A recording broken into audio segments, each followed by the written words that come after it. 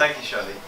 Now I want to tell you something about Shelley's mum, because the first time I met her, she was playing table tennis, because we brought into the fair, to Heathlands Village, this table tennis machine that spews out balls. And she said, brilliant forehand. I said, that's incredible. And she was apparently a fantastic table tennis player in her day, and she was still got a wicked forehand. It was really impressive. So I used to play table tennis, so I really appreciated it. And she's got a lovely voice as well. And it was very special. It was a residence. We do it twice a year, and the residents spend 6 months preparing for this. It's very special. And actually, when you come in and see it, what it actually does is, I think it elevates the experience of living in a care home to beyond what you might ordinarily expect. It's very, very special, and I think it sort of lifts everybody's spirits, including those people who are working within the organisation, and particularly those people who are working within the organisation. So, you know, we're very appreciative of the work that Shelley's done. So when Shelley asked me to speak today, I was very happy to say yes, for that reason. So I've got about 20 minutes, and I'll take some questions and answers, and it's sort of difficult to distill everything into 20 minutes, so I'm going to give it my best shot, but I'm very happy for you to tease out more of these issues through Q&A afterwards. I was probably first influenced by, well, a few things. Dale Carnegie, who wrote How to Win Friends and Influence People, was a huge influence on me. Hertzberg's Theory of Motivation, if you haven't read it, blew me away. I read it in 1994, and he wrote it in 1965, so he wrote it 29 years earlier, where it basically says that we don't go to work, whilst we go to work for money, that's not our motivation. It was very interesting, so I sort of reflected on that, and I tried to understand what people's motivations at work actually were, and I realised that even if you were to get a 20% wage hike, whilst that's like a sugar rush, but that's not sustainable. Sugar rushes aren't sustainable. What gets you out of bed in the morning is something much, much deeper, much more fundamental. I read a book by James O'Toole called Leading Change, and it was an argument for values-based leadership, and it was very powerful. And I think certain things happen to you at certain times when you're ready to receive what you're reading, what you're hearing. Certainly was for me. Talked about different leadership styles. So, for example, Jack Welch from General Electric in the United States, who was hugely successful, took GE up to number 2 in the United States, but at a cost. Because whilst he was hugely successful, he was pragmatic with his use of people. Whilst he understood people were important to get where he wanted to get to, they burnt out. He burnt them out. He burnt himself out. He went through 2 marriages in the process, didn't spend time with his children, didn't encourage his people to do that. So it came at a huge personal cost, and when you read his books now and you reflect back, he's now regretful. It's too late, isn't it? Now's the time to be making those decisions. On the other hand, you had somebody like Robert Owen, who, if you remember your social and economic history, had the mills in Lanarkshire in the 1840s. And he introduced concepts such as welfare, hospitals, schooling, education, support. At a time when his colleagues thought he was bonkers, because why would he need to do that? Because people were expendable. And if somebody was ill, or injured, or whatever, you'd find someone else. He did it for a very special reason, and I think it's the reason that he did it for that underpins a lot of the ethos that I'm going to be talking about. So yes, I believe that business can and should integrate philanthropy into its strategy. I think it's really important. And I think that way we can make a real difference to the world around us. It's interesting that Shelley says it's a competitive advantage. It's probably true, but I actually find that a little bit dispiriting, because I don't want people to do this because they're going to get a competitive advantage. I want people to be doing this because it's the right thing to do. And the term CSR, whilst, you know, I really struggle with it, because on the one hand I can see it being a force for good because it's forcing and shaming companies to act in a particular way, but I just wish they would do it for the right reasons. But hey ho, we've got what we've got. It's a bit like with charity. Some people like to give money to charity to be seen to be doing it, and others do it because they feel it's the right thing to do. The best form of charity is when it's done quietly and anonymously, so the receiver doesn't even know where that money's coming from. So in my business of Beaverbrooks, I'm chairman. It's a family business. I'm third generation. We sort of work on 5 pillars. We talk about 3 pillars, but I'm going to expand it to 5 pillars just to explain to you what is important within our organisation. People, our people, we have an engaged workforce. I'll expand on that a little bit more. Our customers and the experience that we give to our customers. Financial success, that gives us that's obviously what we're in it for, but it gives us the oxygen. That's the oxygen that allows us to perform. It's then a question of what we do with it. Our suppliers, the relationship we have with our suppliers. We're in a strong position with many of our suppliers. How do we use that? How do we abuse that? Do we use that position of strength to screw them? Or do we work with them to develop product lines, help them to be profitable, so that they are there for us in the future to develop future lines, because we're in it for the long term. I think you probably know the answer to that, but I'm just posing the 2 different propositions there. And finally, charity and community, because it comes back to what do we do with the money the profit that we make, and what are we here for? Are we here just to gather it all in for ourselves, or do we actually want to have fun making a difference and enjoying the fruits of our labour, which I'll come on to in a minute? The first thing I want to do is just challenge the term of success and wealth. If I were to ask you how you would define success, I guess most of you would say the higher up the Sunday Times rich list you are, the more successful you are. No? Good? Great? Okay. Well, I bet even those who are saying no, I would imagine, would be challenged on that. But yeah, I'm with you, absolutely. Because wouldn't it be great if we could flip that round and change the paradigm so that success and wealth is redefined to more a case of what have I given of myself in terms of my money, my time, my expertise to people around me. Judge me on that. Judge me on that as to whether I'm successful or not. If I'm a multi-millionaire and I do nothing, how do we look at that? Can't take it with me. So if we're looking at legacy stuff, if we're looking at truly making a difference, if we're looking at how people might remember us, why wouldn't we? That would be my personal motivation, by the way. Why wouldn't we want to get involved with things on a communal basis? I would say. There's a lovely story, I don't know if it's apocryphal, but I'll tell it anyway, when Queen Victoria met Sir Moses Montefiore, and she said, "Sir Moses, I understand you're a very wealthy man. I hope it's not impertinent of you, but can I ask you how much you are worth?" So he said, "Madam, let me think about that." He came back a week later, he gave her a figure, and she said, "Sir Moses, I thought you were much wealthier than that." He said, "Madam, you asked me how much I am worth, not how much money I own. Yeah. And my worth is based on the amount of money, in that case, the amount of money that I give to charity." Great story, even if it's not true. So that would be my definition of success and wealth, and I think it's really important. It underpins a lot of what we're about, because you can look around in the business world, you see many people are interested in profit and nothing else. So at Beaverbrooks, we express our purpose, that our purpose should be expressing a fundamental, the reasons for existence beyond just making money. That's really important. So we focus on ensuring that we give exceptional customer service, of course we do. As far as our people are concerned, we strive to create a great workplace, and I can talk about that. That's a whole subject in itself.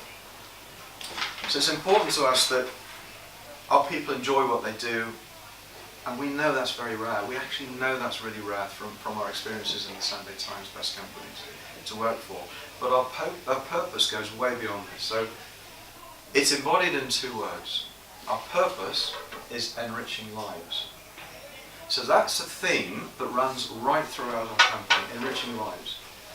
So you go into any Beaverbrooks store and test it, and just ask them, you know, what does this enriching lives mean to you? Does it work in reality? Hopefully, you'll get a very positive answer, I hope. Did you really want to do that? At least it involves and says no. Well, no, because I absolutely want to know. Because for sure, if it's not the case, it would be a disaster, wouldn't it? Then everything I'm talking about is nonsense, and you know, I think I'm doing something, I'm not actually achieving it. So yeah, of course I want to know. So our purpose is backed up by 5 key values: integrity, passion, caring, trust, and fairness. And those are and then we've got a series of behaviours, which I won't go into now, but about 16 behaviours. And they are like the guideline that we use within our organisation to set our rules. They're not rules, they're guidelines. They are the set of sort of almost self-help rules that we would refer to, just to check that we're behaving in the right way. And there are times when we veer off course as individuals, or even as a company. But because we've got those articulated, we can drag ourselves back, or our colleagues can drag ourselves back. It happens a lot, you know. All of us, myself absolutely included, will say things incorrectly, but then I'll reflect on it, or somebody will say, "No, you know, I don't think the way you spoke to that person wasn't great. That wasn't you. Is there something wrong?" That type of thing would be a typically normal conversation to take place because of the confidence that people have got that I'm not going to snap back at you, and equally all the way through. So to create that environment is quite a challenge. I think often people mistake that a great workplace is soft and fluffy. Actually, we're the opposite. We're not soft and fluffy. What we do is we have the difficult conversations. So if somebody isn't performing, we will have that difficult conversation. We will just check that they understand what they're supposed to be doing, they've had the correct training, and we will part company with them, ultimately, if it doesn't work, or if it's attitudinal, or whatever. It could be attitudinal, it could be ability, it could be either, or both. In order to protect those other people within the team who are actually a bit miserable, because this person's dragging them down. So if we don't take the action, we're not being fair, and we can't create a great workplace. So a great workplace isn't just about being fabulous to everybody, because that doesn't work. It's also about having the difficult conversations as well. So our purpose of enriching lives and our behaviours can never be compromised. We will never compromise on that. That's absolutely critical. Now, is that because we're a private family business? I don't know. If it's possible in a PLC, I haven't had experience of that. But I can only talk from my own experience and what I believe is the right way to go. I just want to talk a little bit about philanthropy as well here, or a lot actually, because it's a recognition of how fortunate we are. I talk a lot about luck, and if we're all to some extent lucky in education we've had, nurturing we've had, books we've read. You know, we could have been born in a very different country, in a very different culture. And, you know, how good are we really? Opportunity. Sometimes I think if we forget what a part luck plays in the success that we've had, that's not a great thing. And I think it's good to remind ourselves of that. And if we do remind ourselves of the luck that's played a part to get us to where we are, we're more likely to want to give back. We're more likely to want to give back. So at Beaverbrooks we've got a host of different events. We run a match funding scheme. As Shelley said, we distribute 20% of our post-tax profits on an annual basis, and post-tax and post-distribution profits on an annual basis. So since the year 2000, we've supported at least 500 different charities and distributed over £11 million to those different charities through our charitable trust that we've donated ourselves. In addition to which, we run various events, such as the Beaverbrooks 10K Fun Run in Blackpool on Blackpool Promenade, and a bike ride, and those over the last few years have probably raised a further £2 million. That's not from us, that's just what we've created. Generally, we support our local hospice, the Trinity Hospice in Fleetwood. We also give each store and each department an amount of money to give to a charity of their choice. And this is a really interesting dynamic, because one of the mistakes I think that big corporates make is they choose a charity of their choice. They choose a charity for the year. And my belief is that you can't possibly have, and we've got 950 colleagues, but some companies are far bigger. So how can they choose one big charity and expect everyone to buy into that? Why would they buy into it? So what we've realised is that at local level, and we're represented across the country, people have that charity, so we give them the opportunity to give to that charity of their choice. We've just created a special fund, £250,000, and we're calling it You Care, We Share. So just this is internal. So just write to us with the charities you're involved with, and give us a reason why we should support it, and give us the level of support that you've got. And again, we'll support it. We do match funding. We also are partners in Geared for Giving, which is a workplace giving scheme for our colleagues, for our employees. And again, we match fund, and it's a very simple, tax-efficient scheme. We've been in this now for 6 years. We've had platinum status for each of those 6 years. We have a take-up rate of 33% of our colleagues who actually give of their own money, and the national average is 6%. And the different awards are 10%, and 20% sort of tops out. Anything above 20% you get platinum, and 33%. And I've actually spoken a couple of times to small gatherings at the House of Lords, to bigger companies, bigger corporates about the concept. So we sort of promote that very strongly. The list of things that I'm involved with, organisations that I'm involved with that Shelley mentioned, is really, it's quite a broad spectrum.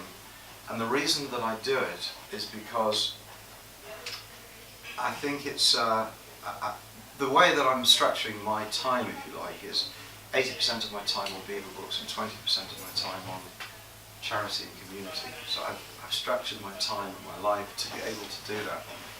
And I love it. I mean, there's no doubt the chief executive, for example, who Shelley has done a lot of work with, who's now just retired, and her successor is taken on board. I would say her name is Karen Phillips.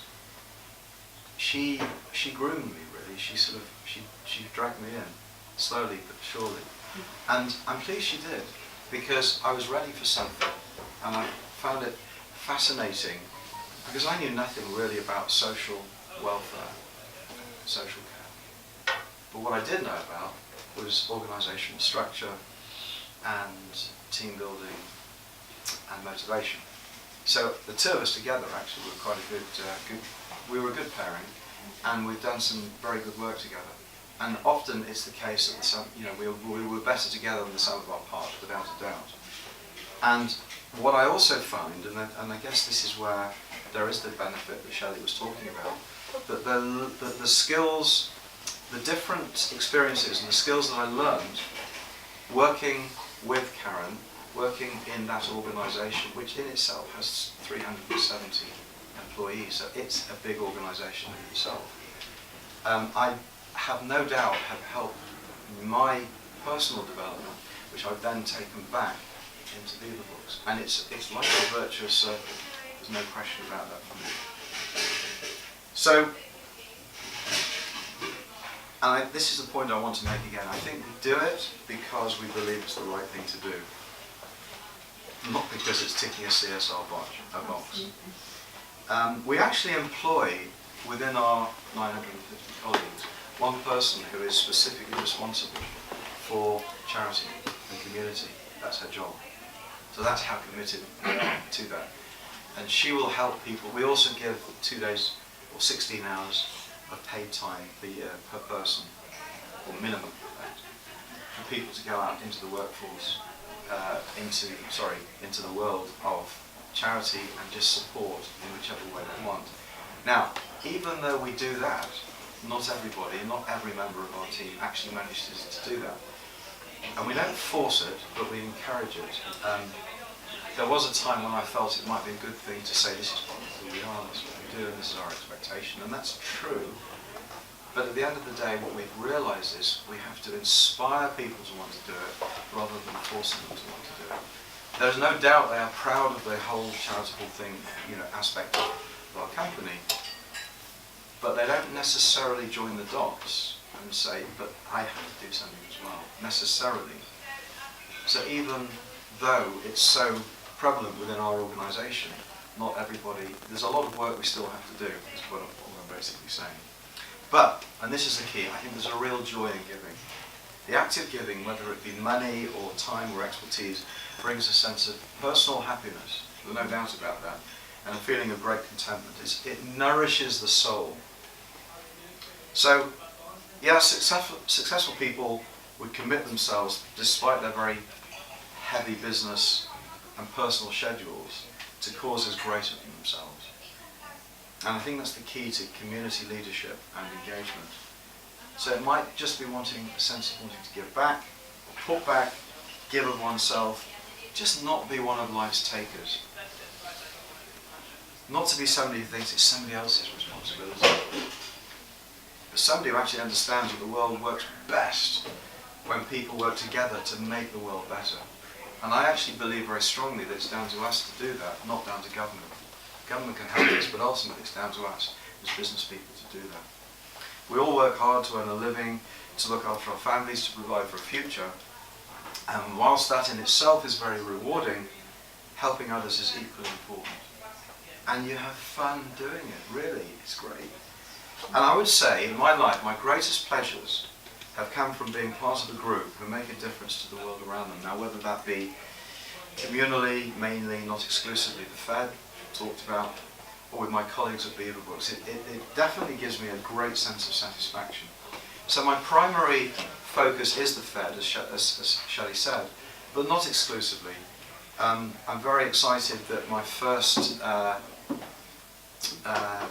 appointment as a Deputy Lieutenant is on the 27th of September in Manchester, where I'm going to be doing the citizenship ceremony, and it's really fabulous when I think back that my great-grandfather became a citizen of the United Kingdom 120 years ago. I've got his naturalisation papers in 1897, formerly of Russia. Came over in the 1880s, but it took him until then to actually become a citizen of the United Kingdom. And here I am, 120 years later, doing the same. Isn't that amazing? I think it's fantastic. I love it. But I'm also involved with other organisations, whether that be, there's a lot of charities that we support, but the ones that particularly I like would be Princess Trust, Fairbridge, Maggie's, which is connected to the Christie and the Christie itself, Blackpool Carers, we're very involved with the Blackpool Carers Association, Trinity Hospice, Rosemere in Preston, and the Central Manchester Fund, I never know what to call it, Central Manchester, the University Hospital NHS Trust, you know what I'm saying? That's beautifully named. They need to rebrand, I told you. But they're doing some great work, with the Children's Hospital, the eye hospital, and also the diabetes ward which is actually going to be built this year. So I think it's important, in my opinion, to spread the love. Not just be focused on, I heard the expression that it's actually better to give £1 100 times than to give £100 once. And the reason behind that is that it's the act of giving that's nourishing. So that's my philosophy, which I'm very happy to share with you, and I'm very happy to take any questions.